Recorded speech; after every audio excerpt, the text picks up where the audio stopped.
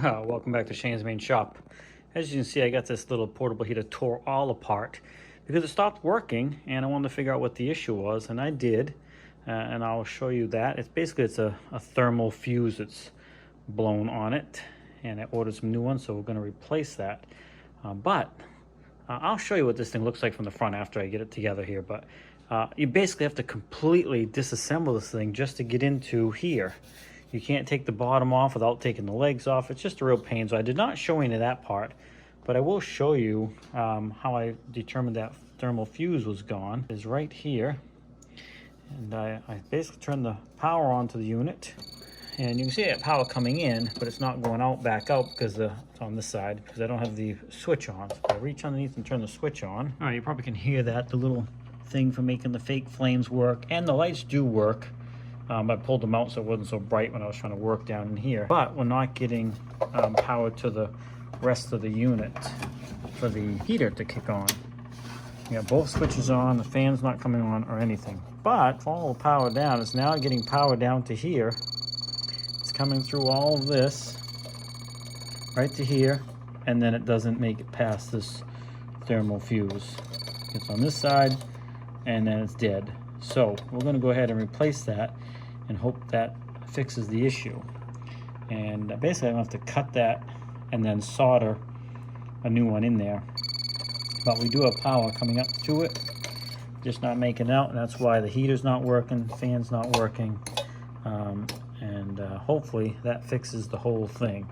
So I'm going to go ahead and get it shut off, unplugged, and cut this out because it's riveted in place from factory. So we're going to have to cut that and hopefully solder the new one in without too much trouble. Before we get into the video, make sure you swing over to The Art of Doing. Another YouTube channel has different topic than I have, but a lot of great and interesting stuff. His name is Ben, and his channel name is The Art of Doing, and he's really just trying to inspire people to try something new, something you might not have tried before. So swing over there, let him know I sent you, and maybe you'll find something interesting over there as well. All right, so first thing I'm going to do is cut this out. I want to go ahead and just cut it.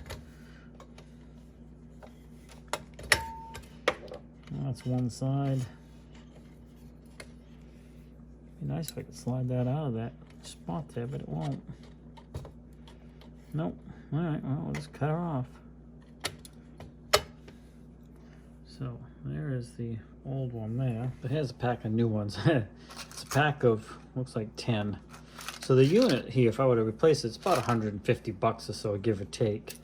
And a pack of 10 of these is only $5, so I opted to go for this. All right, take one of the new ones out. Don't know when I'd ever use another one of these, but if you need to know what they are, there you go. And I just got that number off of the one I took out. It was a little hard to see the number, but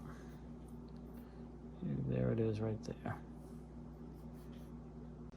It wasn't easy, but I was able to pull that piece out, that piece right there, and the pliers, I pulled it out from underneath that little ring right there. So I'm going to try to put the new one under that so it'd be back the same way it was.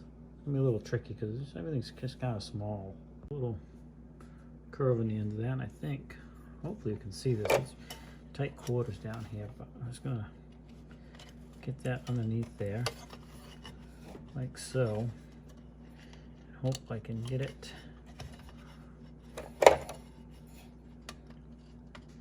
all the way underneath that.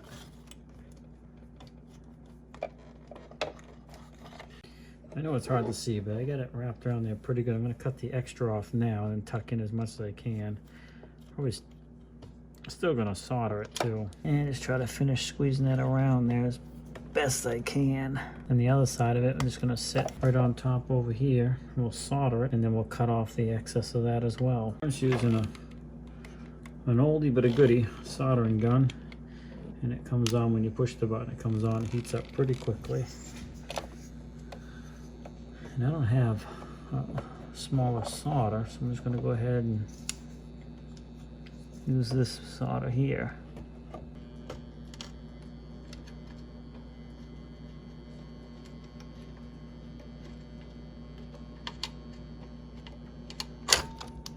Okay, a little tricky. having a hard time getting the solder to stick, but I got it soldered over here, a little solder over here on the back side, and I was able to wrap the extra wire around this connector. So we're gonna go ahead and plug it in and see if we have power coming through it now. Okay, we'll turn the first switch on, which is just a regular Roman thing. And I was gonna get the tester to test power going through, but when I hit the second switch, fan kicked on and I can heat already right off the bat. It is fixed. Now it's just gotta be completely reassembled.